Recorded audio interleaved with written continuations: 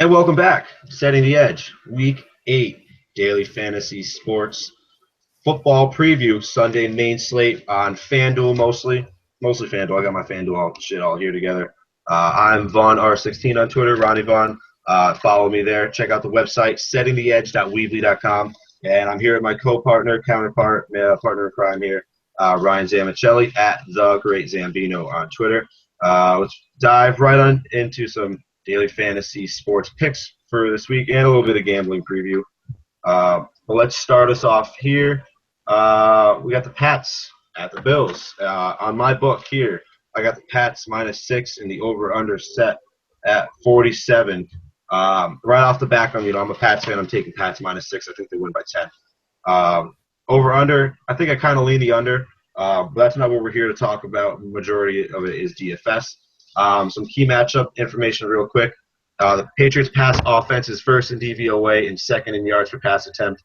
Pats' run defense is fifth DVOA and eighth in yards allowed per carry. The Bills' run offense is third in DVOA and first in yards per carry. They're without 50-50 chance of LaShawn McCoy playing currently this second, so keep an eye on that. And the Patriots' pass D is 25th DVOA and 8th in yards allowed per pass attempt. When breaking down this game for cash games, you could play Brady on. You really could play Brady, and I don't hate anyone that really does, especially as a Pats fan. But I think you can do so many more things without paying 87 for him on the road against Buffalo. But for the passing attack, yes, Edelman is now I want to say like 18 or 19 targets last 3 weeks or whatever. And then Gronk right behind him, and Gronk is getting all the touchdowns and yards, where Edelman is just getting volume over the middle. So honestly, if I'm looking at a cash game play here, I'm looking towards Rob Gronkowski at 81 because he's pretty. If you value it in total players, honestly, I would play Gronk at 81 over Ezekiel Elliott at running back. If you got what I'm saying, and then only being 1,000.1 less than Julio Jones. Honestly, and only 200 more than Mike Evans. I think Rob Gronkowski is a very good play at 8.1, and is probably one of the top raw points players this week. I don't think I'll be loading up all my money on a Gronk Brady cash lineup by any means, but having either one of those guys in does not hurt at all. And honestly, I don't really hate Julian Edelman ever in cash games because it's only a matter of time before he starts getting more yards after catch. He really hasn't been getting that. He's at 6.5, and I think him being at 6.5 versus like 7.4 is a huge difference in what you need out of him. So honestly, that's where I would look. You can go narrative street all you want with Chris Hogan returning to Buffalo, but I don't think that's significant, and I don't think I'll be looking this game for a GPP. Either maybe a little bit of Martellus Bennett, but he hasn't been on the field a lot recently with the emergence of Gronk. On the Bills side of things, McCoy, like I mentioned, is 50-50 right now. I don't really like targeting this pass catchers from the Bills. Marquise Goodwin was a track star and one of the fastest people in the world.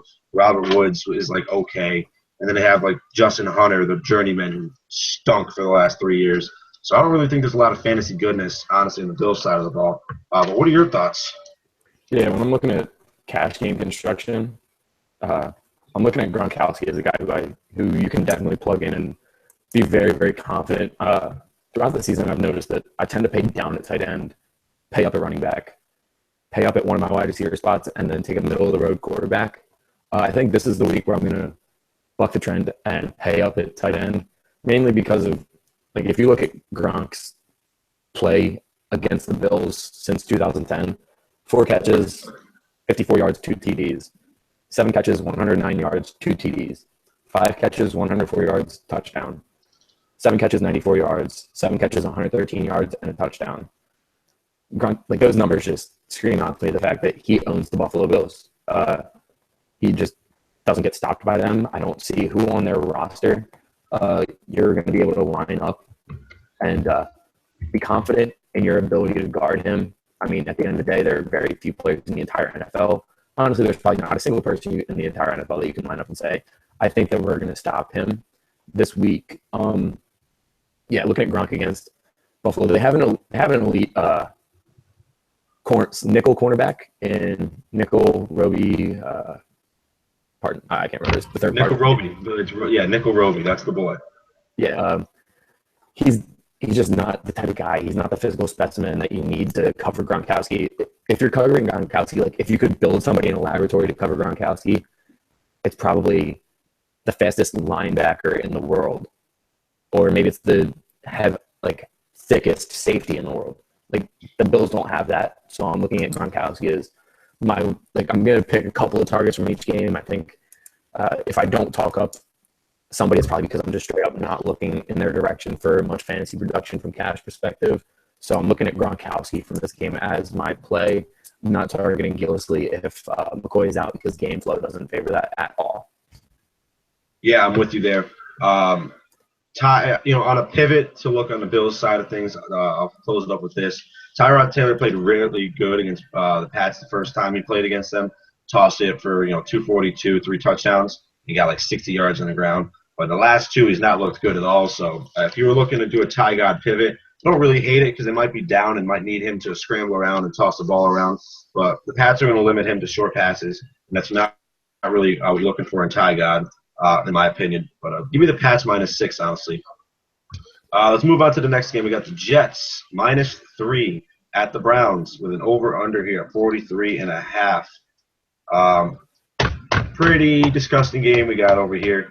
But honestly, I'm not looking at this game to construct a cash game lineup unless you really want to go with Brandon Marshall on a pure, I say it every week, it's a pure volume play. He's going to have to get the catches. Someone's going to catch these balls.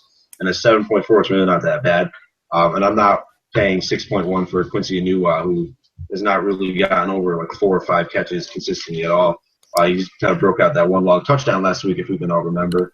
But what does interest me on the GPP side of things in this game, Josh McCown is cleared to play and good to go.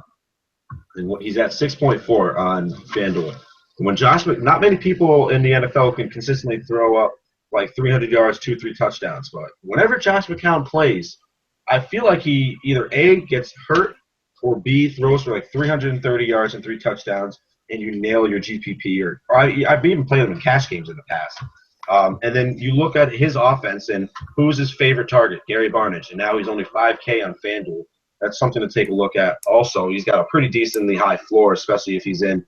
And honestly, I don't hate Pryor either because at 6.9, maybe not as much, but the Jets are a funnel defense, and they can't stop the pass. Where are they in the pass? Jets pass D ranks 31st DVOA and 29th in yards allowed per pass attempt. And you look at their run D, they're 3rd in DVOA and 2nd in yards allowed per carry. So where's the Browns offense going to go? To the passing game. Where does it start? It starts with McCown, Pryor, and Barnidge. And really, honestly, I really like the Browns +3. And I think this can be their one and only win this year is the Jets coming on into town. Fitz is coming off. He won his game. He's feeling a little high. But I think he comes back down here, even though it is the Cleveland Browns. And, I feel like I'm eating dog food betting on them potentially. But I kind of like the Browns +3. What are your thoughts on this game? Looking at this game, I agree with everything that you said. The Jets are just a dumpster fire at this point. Where their production is coming from is absolutely just a crapshoot. Brandon Marshall is a volume play, as always.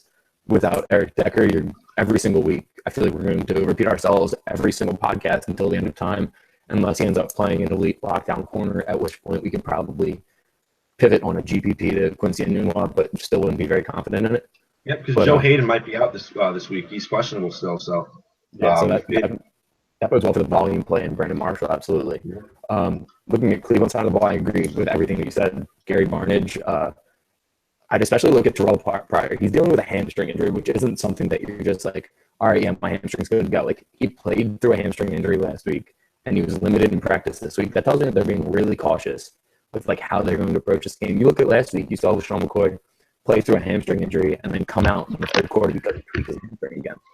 That's something that is very feasible to happen to Terrell Pryor, especially if they're looking to him on a lot of routes. So he's running every route as hard as he can, because at the end of the day, you can look at a couple routes every game that a wide receiver just knows that they aren't the number one target on the play. They know that he's like the 5th read, so he's not going his hardest. But I think Terrell Pryor in this Brown offense is the kind of guy who like has to be ready for the ball every single play because there's not many other options. They're not going to be able to run the ball on the New York Jets, and McCown throwing for a bajillion yards and a bajillion touchdowns and still losing every game. That holds true. So I think the McCown Barnage stack in a GPP could definitely pay off because, like I said, with the Terrell Pryor question mark, that really opens up a lot of targets to go to Barnage that honestly, when McCown's in the game, already go there. Mm-hmm. Yeah, I'm with you there. One final note I have on the Jets side of things. Bilal Powell has turf toe and probably will not be playing this game. I think it's almost 100%. And we saw Matt Forte get like 34 touches last week. Now that's the third time he's touched the ball over 30 times, catching and running the ball. So, hey, I mean, at 7.3 for that old man, I don't really know, but honestly, he's got a pretty high floor. And I'll say this every week, too. As much as Crowell has been solid on the ground, it's just not going to happen for him, especially this week. But I don't hate Duke Johnson in a GPP, but he's at 5.1 now. I'm out on that. Touchdown reliant. Get me away from them. We got our picks solidified for that. Let's move on to the next game. We have the Lions at the Texans, and the Texans are favored by 2.5 here. So we have a very bad Lions defense against a very good Texans defense and a pretty up and down Texans offense, in my opinion. People giving Brock Osweiler a lot of shit because he's looked bad at quarterback, but then you look at like who he's played in those games that he's been bad in. They've been very good opponents, such as the Patriots, the Broncos, Minnesota. Those are teams that are pretty good on defense, you think. And the two games that and even Kansas City too. All those games are good defenses. And you look at the games where against not good or bad defenses, he's gotten 17 FanDuel points in each one of those games. Indiana, Tennessee, and Chicago. And Detroit is right on in there with some of these worst teams. The Lions' pass defense is 32nd in DVOA and 28th in yards allowed per pass attempt. So, rocket chip for GPPs. Chugga chugga woo woo. Let's get it. I know our boy Eric fucking Rasmussen, Raz11 Grinds on Twitter, has gotten got a lot of shit for his Brock Osweiler picks, but you know what? He's picked the right matchups right. He just kind of rode him a little too long. I like Brock Osweiler a lot in this matchup. I don't think I'll be going to this game for cash, honestly, especially on the Detroit side of the ball with Ebron coming back and Riddick probably coming back. That just kind of floods the amount of production that we were nabbing out of Golden Tate and Marvin Jones. Marvin Jones hasn't gotten over 8 or 9 targets in the last 4 or 5 weeks. So, his value is going down. And if Ebron and Riddick are in, then Tate's going to be going down the field more. We're not getting these underneath passes.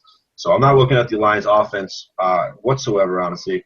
But I don't really hate Stafford ever. So that's just one thing. But if you want to play Nook, a.k.a. DeAndre Hopkins at 7.6 or Will Fuller at 6.6 on FanDuel, I'd prefer Fuller to save that 1,000, honestly, because they're pretty much running the same role, and Will Fuller might run you back that score.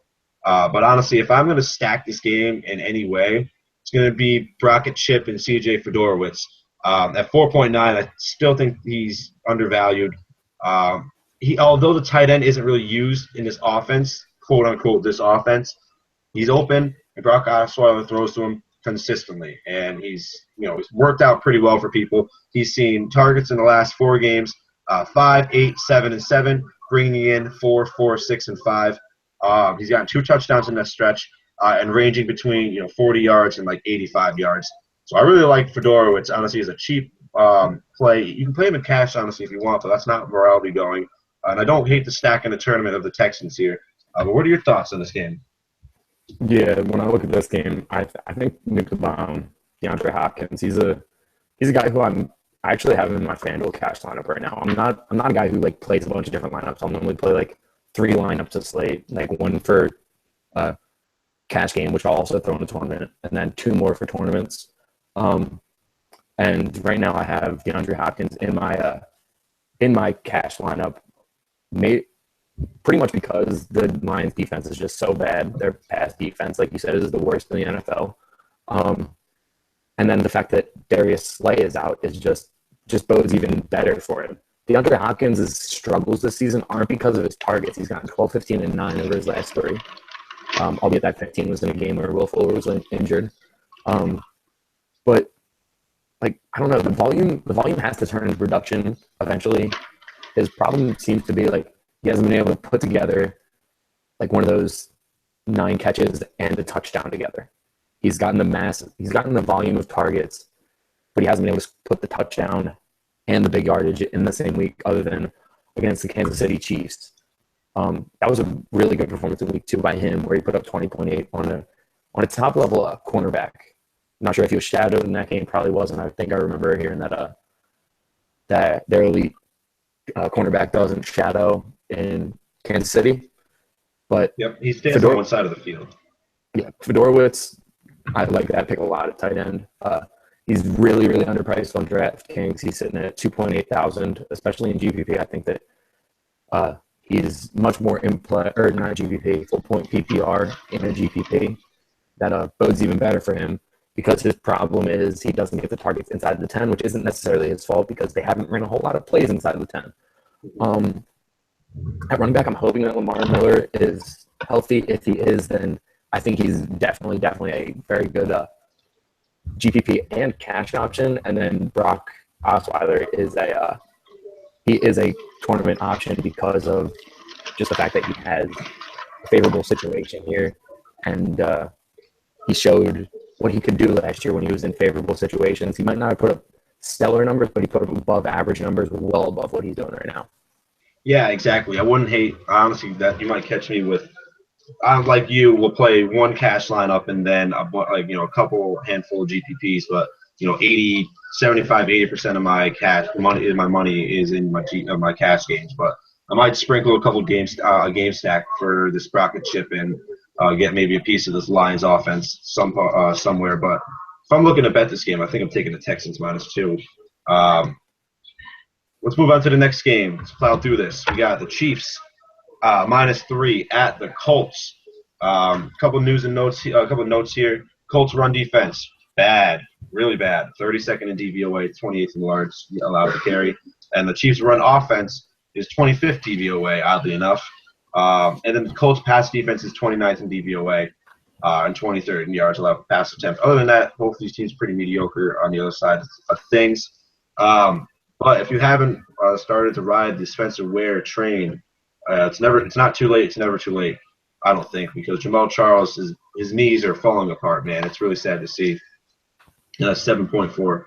I think that's right where you need him to be. He doesn't get catches, which kind of sucks, but he's not even go over like 22 carries usually, and he's still going over value. He's running great, and with what Kansas City wants to do on offense, bodes perfectly for what Spencer Ware does, and how he complements Andy Reid's offense. They don't throw the ball anymore; they just run the ball with Spencer Ware. And I obviously I don't like that it's on the road as much as I would if it was Chiefs at home, and it's a pretty high over/under here at 50 points. So I think Spencer Ware finds his way to the end zone once here. I'm just really hoping that he doesn't get touchdown hawked on like an Alex Smith bootleg, or if Alex Smith finally decides to toss a touchdown to Travis Kelce or something. But honestly, in cash games, I don't hate Kelce. I love Ware. If you're an Alex Smith kind of guy, I'll pass, honestly. And looking on the Colts side of the ball, you can play Luck and T.Y. Hilton all you want. T.Y. Hilton's been maybe the most consistent wide receiver in targets to date, and Luck has turned the season around the last 3 weeks, pretty much winning GPPs left and right, honestly. And to close it off for the Colts, Jack Doyle at 4.9. Still a little cheap, but I don't think I'd take I wouldn't take my chances against the Chiefs defense, even with this 50-point over/under. I kind of like the under, honestly, in this game, especially if it goes with the game script I'm foreseeing with the Chiefs getting out ahead and pounding the ball. What are your thoughts?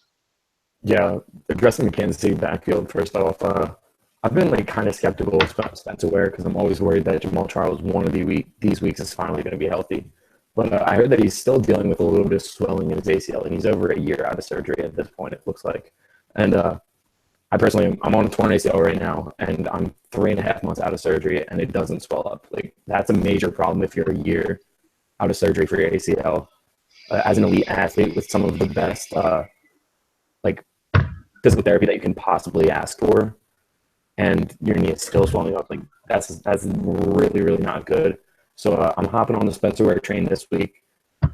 He's, like, in that 7, if we break the price ranges up into, like, 7 to 7.5 price range, like that tier of running back where you got Ware, Lamar Miller, Matt Forte, Melvin Gordon, I think he's absolutely the best option because Melvin Gordon's been really touchdown reliant. Matt Forte is an old man who's getting way too many touches for this production to be consistent, although he's in a really good matchup. Lamar Miller, he's got that injury issue. I think Spencer Ware trumps all of them in this situation. So I think he's definitely the guy to look to on Kansas City. I can't project any of the other Kansas City production this week or ever, for a matter of fact. And then looking over at Indianapolis, pardon me. T.Y. Hilton, Andrew Luck stack that works seemingly every week. But then we got Dante Moncrief. He looks like he probably is coming back, and it's a shoulder. It's not a knee. It's not a hamstring. It's not something that he's really going to tweak up. It's going to be like wide receivers at the end of the day. They can't be hit. They might take one like rough hit a game, but they're not what they used to be. They're not taking the amount of blows that running backs are taking. And like for a guy who has to run routes, and if he doesn't get targeted on 70% of his routes, then he's not going to be hurting his shoulder on that 70% of plays. I think he can be a definite GPP option if he is to be lined up away from the top tier Marcus Peters cornerback for Kansas City. Yeah, I'm with you on that. Moncrief is back. Honestly, I think I move my Indianapolis stack over or that game stack, honestly, from Luck. Instead of Hilton, I'd move it to Moncrief, and then I'd toss in Kelsey. I think Kelsey's their best receiver, hands down. Although I do want to address one thing, the Frank Gore thing hasn't stopped yet. Honestly, he gets touches in the red zone. He's getting scores. He has a high floor, very low ceiling. Just wanted to point that out. And one last thing for everyone who is still a Spencer Ware skepticist. The linebacking core / defensive line for Indianapolis Colts on Pro Football Focus does not have a guy ranked above 48.2, and the worst guy is their linebacker at 36.8, second worst being their nose tackle at 39.5. Look out below, honestly. Spencer Ware should have a freaking day, and if he doesn't, I'm going to be mad that I didn't get to ride him enough, honestly. But maybe his value will come down then. Let's move to the next game. The Coors Field of the NFL. The Seahawks -3 at the New Orleans Saints with an over-under here at 48. Honestly, I think this is the lowest over-under we've had in New Orleans this year. As we know, the Saints have been stellar at home and suck ass, to say the least, on the road for the most part. Here's some key matchup stuff. Saints run defense, 28th DVOA. Seahawks run offense, 30th in DVOA and 31st in yards per carry. Kind of misleading in my opinion. Saints pass defense, 28th DVOA and 27th in yards allowed per pass attempt. Seahawks run defense, very good. I don't need to explain it to you. 4th DVOA, 4th yards per carry. Saints run offense, 27th in yards per carry. And then you look at the Seahawks pass defense, they are still very good. 5th DVOA, 9th in yards allowed per pass attempt. And the Saints pass offense, significantly better, probably the best offense at home versus a mid to bad offense on the road. The problem is here, do you absolutely need exposure to this game in cash? What is your question? What is your answer to that? Absolutely need it? I'm going to say no. Do I want it? Yeah. Because at the end of the day, when people are building their running backs, we haven't gotten to it yet, but Devonte Booker is going to be all the chalk. He's going to be the 80% play in like 100-man 50-50s because he's going to be looked at as this week's Jackless Rodgers, where he's going to be mid 5,000 priced on FanDuel running back who's going to get all the touches against a subpar defense, and he's going to probably put up like 17 points. And then it's the second running back spot where you have a lot of questions, and a lot of people are looking to pay up at that second running back spot, or at least pay up comparatively. And there's a couple options that really jump out at you. David Johnson's the top-rated running back, and he's an elite talent. Spencer Ware at 7.4 is another guy. But then I like Christine Michael at 7.8 a lot. And like in the cash lineup that I have built right now, it fits perfectly. So I can afford to pay up from Spencer Ware to Christine Michael. I was kicking myself last week when I played the 1 p.m. only slate, and I didn't have Spencer Ware, as 70% of the field did, because I was worried about Jamal Charles, and it ended up coming back to bite me in the butt. You don't need the exposure in this game. I want it. I initially started building my FanDuel 50-50 lineup, and I had a stack of Russell Wilson, Kristen Michael, and Doug Baldwin, and then Jimmy Graham at the end of the day is also a very, very good target with that revenge narrative streak little thing going for him. He's also just a large uptick in his production lately. Doug Baldwin, he's still a top wide receiver in the NFL. Last year, he closed out the season phenomenally, but he's kind of slowed down since. I think that if you look at Russell Wilson, Kristen Michael, Doug Baldwin, and Jimmy Graham, I think 3 of those guys finished top 7 in their position. And so I think and then I also think that 2 of those guys finished like top 5. So if you can pinpoint which 2 of those are going to really go off in this game, because you're going to score points. I mean, you're playing New Orleans. You're not just going to, like, at the end of the day, you're not going to be Eli Manning and only be able to put 16 points up. Somebody's going to produce. There's production to be had. Where's it going to come? Personally, in my cash lineup right now, I have Kristen Michael as the guy I think will do it. There you go. Yeah, and currently in my cash game lineup, I don't have anything to this, but I have 2 people in 2 different slate of games, which kind of makes me feel like I need to potentially maybe get my hand on Kristen Michael versus Spencer. That's what it's going to come down to. It's like, do I want to pay the $400 more for Kristen Michael? Not even as a pivot, just as a better play than Spencer Ware in a game with pretty much the same over-under here. More, a 2-point difference, but and then I look at my wide receivers, and actually I do have a part of this game. I got Jimmy Graham, so is that enough? Maybe. Narrative streak big time here. Russ Wilson has been getting the ball more and more, and he's just looking more like the athletic basketball freak that he has been. And 6.7, I still think is a savings, because he's as talented or better than you look at the wide receivers in that range.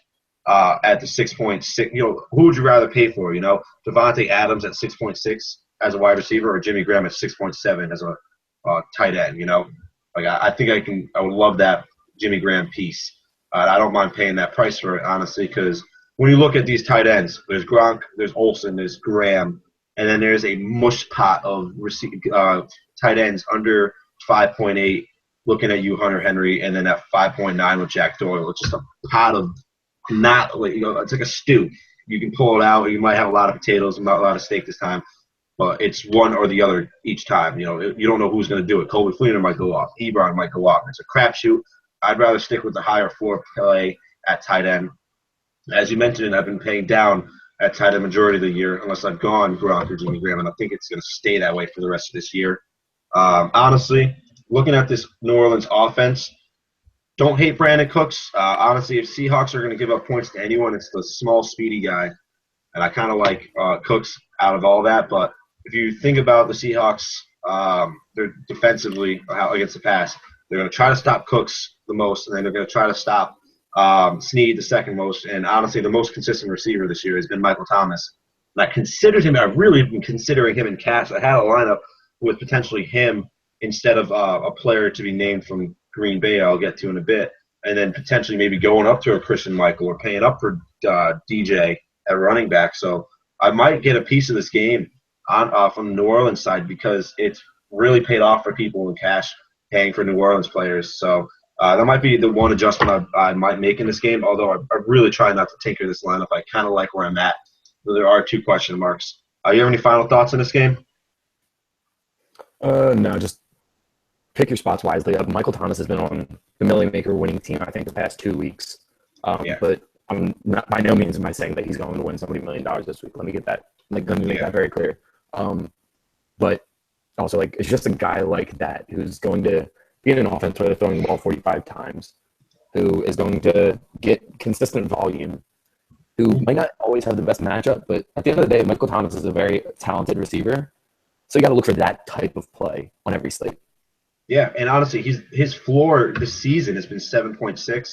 He's not seen less than 5 targets and has not caught less than 4 balls this year, and has had more than 44 yards in every single game this year. He topped out last week at 130 yards. That was his best game of the year. But prior to that, he got between 44 and it was 56, 58, 70, 71. But he's getting targets consistently every game. He's broken into double-digit points 4 in a row, and starting off the season with 8.8 against Oakland and 7.6 against in that Giants game you had mentioned earlier. And honestly, our guy Eric Rasmussen, Razzle Grinds, has been pretty much riding Michael Thomas like every week, and he's very solid floor. So that might be where I look to pivot off, not even to pivot off with Spencer Ware, but to maybe get another part of this Saints attack in my lineup if I do end up at all getting someone in there. Let's move to the next game. Fantasy goodness to be found in this game. We got Raiders, Bucks, Pick'em. I have in my book at, and I think I'm taking the Bucks here. I love the Bucks on the road. They stayed out on the East Coast. They didn't come back, so none of that traveling back west, back east narrative, story that we all like to target. And then we're looking at a 49.5 over under here, one of the best on the slate. And honestly, I've been reading around, I've been listening around, and you could play 3 cash game guys from Tampa Bay in my lineup, but I think I'll max out at 2, in my opinion. I really don't think in FanDuel specifically you can play 3 guys on one team in your cash game lineup. Maybe in DraftKings you can, but FanDuel, not for me. Love me some Jameis Winston this week. I think he's one of the best per dollar plays this week with a ton of upside. Mike Evans, I mean, do we need to explain it? He sees the most targets per game this year. No VJax and not a real true wide receiver 2 or a tight end that, Cameron Brate disappointed a lot of people last week. But Mike Evans is going to see 12 to 15 targets this game, maybe even more. He's seen like 18 or 19 targets before, but we know about his poor catch rate. Whether that's on Jameis or whether that's on teams doubling Evans, it's probably both. But honestly, this Raiders pass defense has just not been good this year, in my opinion, whatsoever. 26 in DVOA, 30th in yards allowed per pass attempt. Yes, we saw Blake Bortles stink last week, but you know what? Blake Bortles has been really bad this year. He's terrible mechanics going on right now. There's no connection going on between him and Robinson and Hearns and it's Marcus Lee. It's been disgusting. So that's really hard to take a look at. But I think the Buccaneers can really light up the scoreboard this game, although I do like the Raiders overall. Pivoting over to the Oakland side of the ball, Amari Cooper is playable in cash every single week, and I'll say it to the day I die. Play him. He really sucks how many touchdowns have been taken away from that guy, but a 7.5, it's the perfect price point for him. He's going to get you 8 to 12 targets, base to max, honestly, and then you probably will pull in 8. You want to say 60 to 80% of those, and hopefully he breaks out that one touchdown because we've seen Crabtree have the fat weeks. The last 2 weeks, it's going to spin the table back to Amari Cooper this week. People have a lot of questions about, is Seth Roberts like a real thing? Like people just throw the ball to him? Slow your rope and stick to TPPs with him. I don't think I'll be touching that at all. I do have one bold call. I think that Latavius Murray will be on a $1 million winner team, to be honest with you. He's back, and Oakland said they wanted him to be the main guy. They got a great offensive line, and he was supposed to be the guy for them, but then he fell into a RBBC, running back by committee situation, got a little bit hurt, but now he's back. We saw him get 2 scores last week and 20 touches, so something to look at in a GPP. What are your thoughts here on this Oakland Buccaneers game? Yeah, last week when it came to a tournament running back who wasn't really a contrarian play, but I thought was going to be under him for their situation, I was big on Le'Veon Bell, and on DraftKings he ended up paying big time for me. He put up a 20-plus point performance at about the 8K range. He outperformed DeMarco Murray at a cheaper price level. And my reasoning there was people are just going to overlook him because Big Ben was out. And anybody who looked into it would see that his numbers don't drop a lot when Big Ben is in the game compared to when he isn't in the game. This is another situation where I feel like a guy is going to be overlooked a lot and his numbers aren't going to drop a lot. And it's Jaquiz Rodgers. Last week, everybody and their mother was on Jaquiz Rodgers for a really good reason. He ran for 145 yards. He was just a really good all-around play last week. And I think this week, people are going to see his price bump up a little bit, and they're just immediately going to go, nope, don't need that guy in my lineup. I'm going to Devonte Booker, the other cheap running back, and I'm plugging him and I'm playing him, and I'm not going to look at Jaquiz Rodgers because I'm going to pay up at my other running back spot. And I think that's a big mistake because I've been harping on it all season this year. Oakland's defense is not good at all. I'm not going to be influenced by last week. Recency bias might get a couple people off of Tampa Bay. It won't get the smart people off of Tampa Bay because at the end of the day, they're not a good defense. So I think that playing a Jaquiz Rodgers with a Winston or with a Evans gives you a lot of exposure to most of their points. If you run Winston and Rodgers, you're pretty much getting every single point that goes up on the board for Tampa Bay, other than the possible Roberto Wyo kick that is becoming increasingly doubtful. Oh, my God, that guy sucks. Earlier in the season, I bet $40 on him to make one kick, and thank God he made that one kick. But, yeah, you're getting most every point that Tampa Bay puts up on the board, and I think they're going to put a lot of points on the board in this game because Oakland's defense isn't good. I'm going to say it again. Oakland's defense is not good. Just stack them. Stack against them. Then for the other side of the ball, you've seen a lot of people going, telling the whole Michael Crabtree's the red zone target in Oakland. Just don't pay attention to Amari Cooper. He's just not going to get those touchdowns. Amari Cooper didn't necessarily drop. He caught 3 touchdowns, of which he got 2 feet in bounds before and after the catch 0 times a couple weeks ago. I think he ended up scoring 1 time on a long touchdown, but he had 3 taken away from him. He had a bomb and burned the San Diego cornerback who was not keeping up with it whatsoever. Yeah. So, and then he also had one where he stepped out of bounds. He was pushed out of bounds, but he didn't reestablish, so that technically isn't a catch. That was so stupid, that play. Darn. Yeah. That's beside the point, but I lost my mind. And then he had 2 other plays where he just barely didn't get the second foot in bounds. People I'm seeing all over Twitter, guys, I'm seeing people tweet like, quote, guys, Crabtree is the red zone target. He's getting all the touchdowns for a reason. That's not true. I have right here their red zone target numbers, and they throw in the red zone a lot. Let me just say that because they have 3 guys in probably the top 35 red zone targets. Believe it or not, Seth Roberts leads the team in red zone targets at 8 targets. Then there's Michael Crabtree with 7 and Amari Cooper with 6. Here's what differentiates them.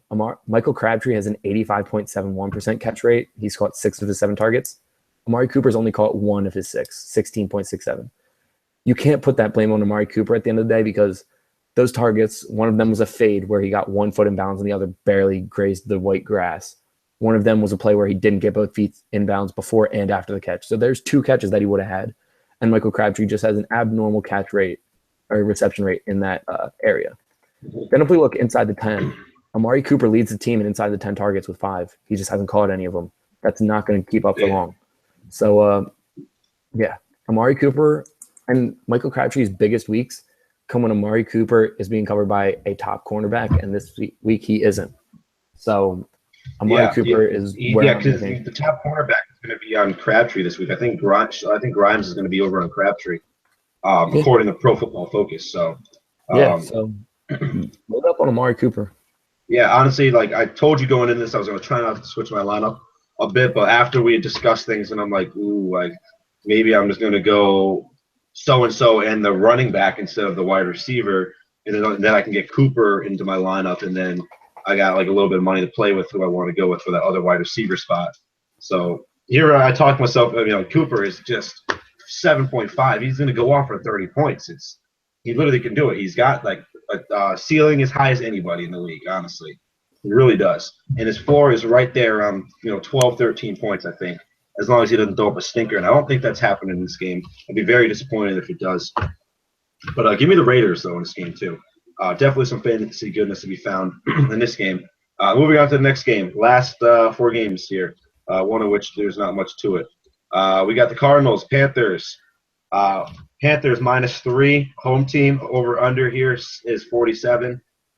Pretty high over-under here for this game. Panthers are desperate as ever. 1 win. They kind of suck. They're favored here at home. If we remember last year, Cam Newton absolutely smacked the Cardinals with his dick last year. And I think, honestly, he probably does the same. But other than that, I'm really not looking in this matchup for a lot of fantasy cash game plays, first and foremost. But I guess in a GPP, you can toss together like a John Brown lineup of some sort. You might have a big game. Larry Fitz is as safe as it gets. But honestly, I think the one and only play I'm looking at this game, the DFS purpose, is naked Cam. I think that's the way to go. I don't think you need to stack this game. I think Patrick Peterson is going to lock up Kelvin Benjamin. And tight ends against the Cardinals hasn't been something that you really look at to target, in my opinion. And you look at the Cardinals side of the ball. Yeah, you can play DJ. That's fine. He sees the ball 30 times a game. It seems like. So honestly, like, if you're gonna tell me you want DJ in your lineup, go right on ahead and play him. Will I be on him? Maybe. Probably not. But and I guess for what it's worth, Jonathan Stewart being back, that does help this offense a little bit. And he had a pretty solid game last week. 19 carries, 85 yards, 2 touchdowns in his return. So for what it's worth, he might be able to break one fluky play off and then tumble into the end zone. But all in all, I think Carson Palmer's on the decline. I think the Cardinals' defense is really what this team is about, in DJ specifically. So that stack doesn't ever hurt. But I like naked Cam personally. What are your thoughts? Yeah, in the tournament, I think you can stack him with somebody other than Benjamin and Olsen, and also not Dixon. I think that either Corey Brown or Devin Funchess get in the end zone this week, because place where you can really target. No Ted Ginn? Not Ted Ginn? No, I don't think it's Ted Ginn this week. I just think that because the place you target the Arizona Cardinals is on the opposite side of the field, away from Patrick Peterson, because they're playing a converted college running back at quarterback over there. Saw week 1 him get absolutely toasted and fried by Chris Hogan against the New England Patriots. I agree with you that naked Cam is the way to go in cash, but in tournament, I think you stack him with somebody other than Benjamin and Olsen. Be a really high risk, high reward play. But I think that that's the way to go if you want to stack him with somebody.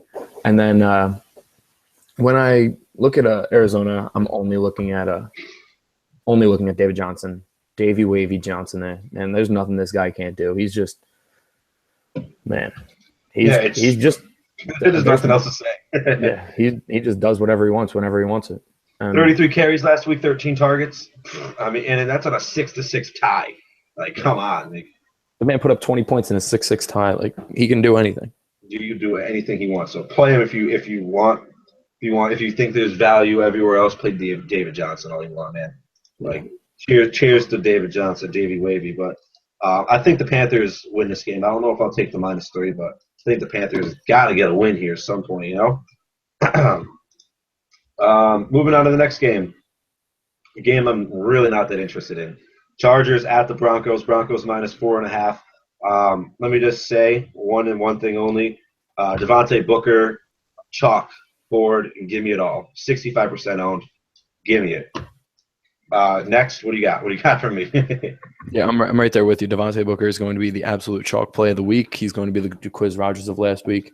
He's going to put up the points that you expect. He might be a little touchdown dependent. So I think his floor is probably around like 11 points. I think you can expect a realistic close to 17 on FanDuel, on DraftKings, of course, with the PPR that's a little bit higher. Yeah, I don't think there's much really to be scared of here, because they showed week 1 that like he fumbled on like his first NFL carry and they put him in 3 plays later. Gary Kubiak isn't all that big on like punishing a running back like that. It doesn't seem. There is a little bit of narrative here that they lost to San Diego a couple weeks ago, and I think like that was on a short week without Kubiak. I think this week they're going to come out and they're going to be like, all right, we're at full strength, full week's rest. Kubiak's back, full strength without CJ Anderson. They're going to come out and slaughter him. And I think that the San Diego secondary is just so bad that you can pick one of the Denver wide receivers and plug him into your lineup. Look, right now it's looking like I'm going to have Emmanuel Sanders in cash, strictly because like I'm at that weird price range in like the mid 6s where it's either I take Emmanuel Sanders or I go all the way down to 5'8" and take Mike Thomas, which I really don't want to do when I have that much money left over, because I don't want to pay up at defense or kicker with that extra money, and I like the rest of my lineup. So I was I don't hate Sanders either, and he's one of the top targets in the red zone this year as well. Yeah, so I've been kind of like handcuffed into playing Emmanuel Sanders this week, and I'm not too mad about it. I think there's a pretty decent chance that he gets in the end zone, and the fact that San Diego secondary is no bueno bodes really well for him. Keep an eye on Joey Bosa, though. This man gets 3 pressures. He sets the record again for most pressures through 4 NFL games, or 3 NFL games it might be, because he already has the record through like 1, 2, and 3 games, and he needs 4 to break the record through 4. This man is he's uncanny.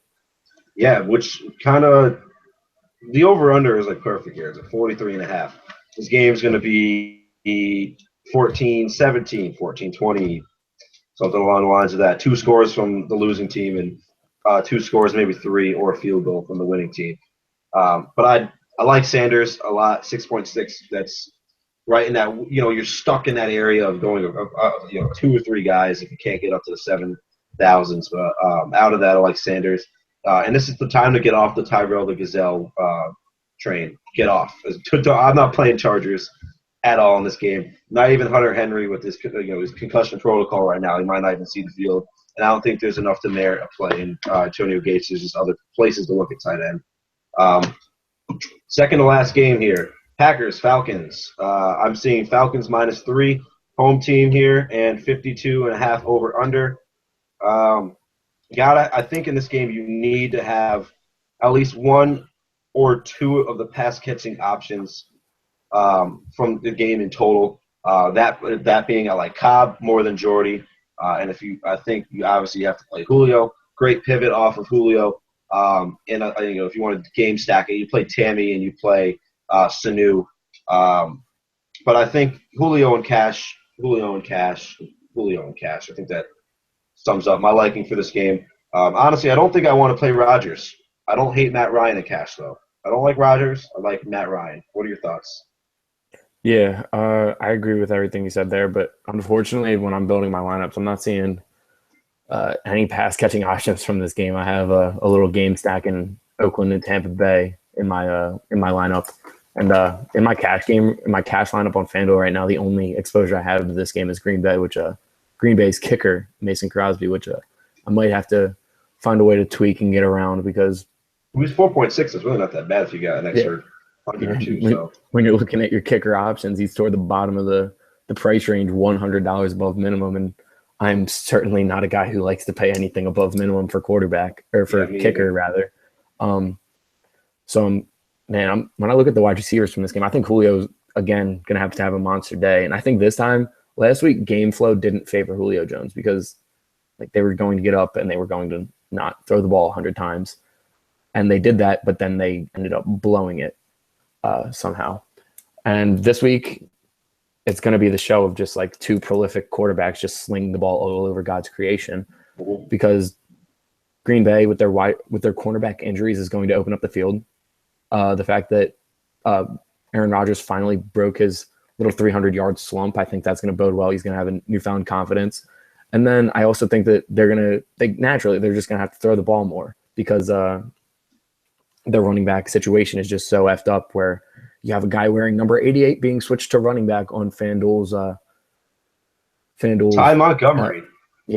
Switch on FanDuel's player list.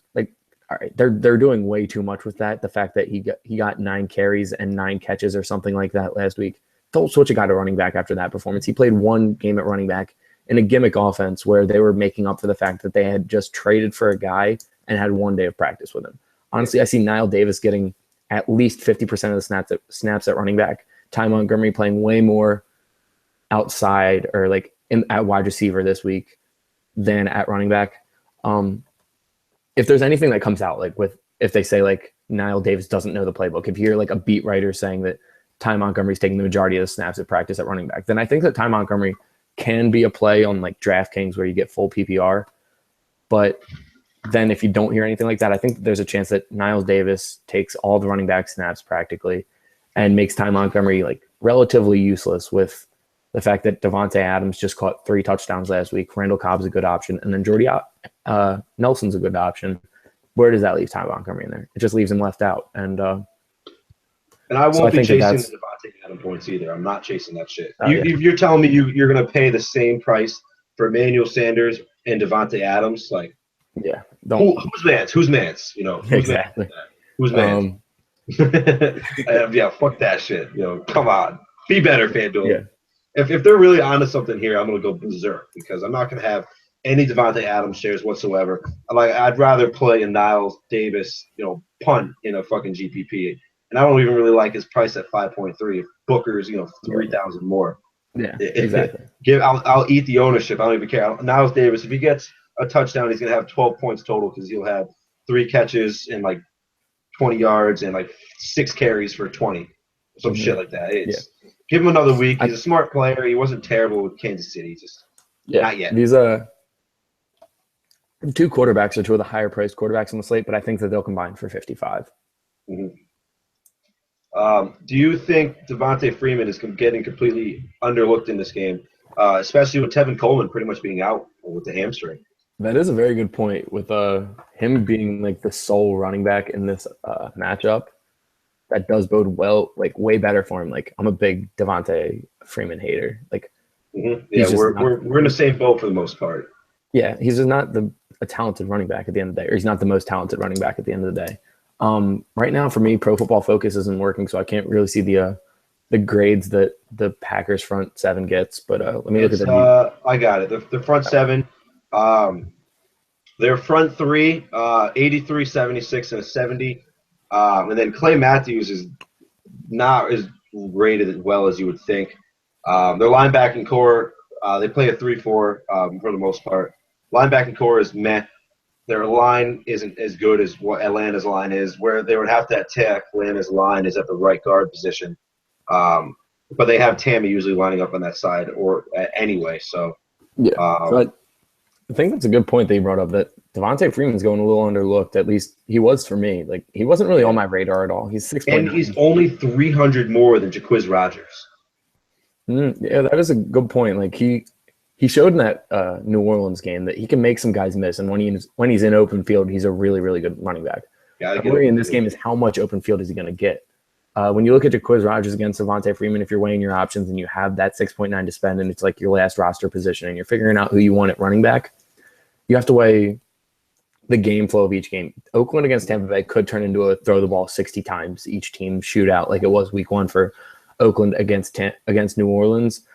But then so could this Green Bay Atlanta game, where it's inside in Atlanta, 4:25 game, late start, and Aaron Rodgers and Matt Ryan might just have a who can throw the ball farther competition, and Julio Jones might have another day where he just says, F you, NFL, I'm going for 300 again because of injury problems in the secondary. Yep. I'm not sure. I think I would rather go with Jacquizz Rodgers if saving that 300 if it can increase your production elsewhere. I would absolutely go down because I don't think you're losing a lot of production. If I'm just taking Devonta Freeman against Jacquizz Rodgers, I think that they're probably about even at the end of the day. Because in the running terms here, Packers run defense is second in DVOA and first in yards allowed per carry. But that's not where Jacquizz Rodgers is making his money, honestly. But he has the last 2 weeks, but he's usually great in getting out in the open field, and we haven't seen that this year yet. Mm-hmm. You know what I mean? Yeah, if I'm picking Devonta Freeman against Jacquizz Rodgers, I guess give me Devonta Freeman by 2 points, just because I think that his touchdown chance and his production through the air is better than Jacquizz Rodgers. Yeah, there we go. He sees pretty much 3 to 5 targets every game, and he's gotten over 13 catches, 13 carries up to 23 carries, and no Tevin Coleman. So Tevin Coleman is a guy who he takes 5 receptions a game, and then he'll take 8 carries a game, and he's going to do something with all those touches. So those are production touches that are looking to be distributed elsewhere. I think that bumps up Julio Jones's numbers as well as Devonta Freeman's. Agreed. We'll end it up with this game: Eagles, Cowboys. Cowboys are -4 favorites here. I like the Eagles +4. And the over-under here is 43. I like the under in that. I think this is a classic NFC. It's going to be a great game to watch. Not great for fantasy purposes. Honestly, there's 2 players I would consider in my lineup, and lineup building, not trying to be super contrarian. The names are Zach Ertz and Ezekiel Elliott. Aside from that, I'm off of this game. Zach Ertz, because I think he's a little too cheap at 4.8, honestly. Given his ups and downs, and, you can't really – it's tough to say. He came off the injury. He's been missing a lot of time. He's saw Minnesota last week. But at 4.8 for a guy of what potentially could be his talent, not a terrible GPP look. I'd look elsewhere probably. Do I really need to explain myself with Ezekiel Elliott? Aside from David Johnson, having the most yards from the line of scrimmage, I think like Ezekiel Elliott is right there with him. 4 straight games of over 134 rushing yards. I don't think you'll be able to do that against the Eagles, but that's not saying he's not going to find the end zone if they're close, because they will if the Cowboys will probably give him the ball 3 straight times on the 1-yard line. But, pending a Dak bootleg or like a classic Jason Witten fall into the end zone 1-yard catch. And I know you've, as an Eagles fan yourself, I know you've seen a Jason Witten fall down for a first down or fall down for a touchdown too many times in your football fandom. But do you have any thoughts on this game? It's another strength against strength matchup where the Eagles' strength is in their front seven. Their secondary's been playing well, but if we're being honest, it's masking deficiencies. Like, they're not a really good team in the secondary. They've just done a good job with their game plan to mask the fact that Jalen Mills is not a good cornerback, but their safety play has been up there with some of the best of them. It's strength against strength, and that's not really a place where I look to pick one for my cash building lineup. I'll take him. I'm okay with taking him in a tournament, but that's just not what I like to do in cash game building. Yeah, and Dez might be returning this week, maybe not. And if that's the case, you can always toss that line up with Cole Beasley or Bryce Butler out there. But honestly, your safe bets in this game are Prescott or Elliott potentially. Not really much on the Eagles side of the ball, to be honest. I'm off the run game. Wentz, there's not a lot of upside to Wentz in my opinion. I guess neither with really the wide receiving core, except maybe Ertz if he gets open across the linebacking core. Although I feel like either Barry Church or Sean Lee will probably be seeing a lot of Ertz, and both of them are some of their better players. So they'll have Maurice Claiborne on the top wide receiver out there, whether that's Dez or it's going to be weird. Claiborne's going to be on one of the shitty Eagles receivers, so it's this game's no fantasy goodness for me. Honestly, there's not much to it. If Nolan Carroll gets burnt down the field, I wouldn't be shocked, honestly, and I don't think neither would Eagles fans, but I really think that's what it comes down to. It's going to be an NFC East game. It's going to be a great Sunday night football game to watch. Maybe the ratings will finally go up. But I think that about wraps it up, huh? Yeah, I agree. All right, solid. Thanks for tuning in, everyone. Be sure to follow us on Twitter at VaughnR16, at Great Zambino, and at SettingTheEdge _ on Twitter. The website is settingtheedge.weebly.com. Find us on SoundCloud, find us on YouTube, type in Setting the Edge, and you'll find us there. But that's all from us here. Good luck in all your fantasy endeavors. Tweet us with questions if you got them. We'll be conversing on Twitter a lot. Salut, best of luck with your lineups, and enjoy your weekend.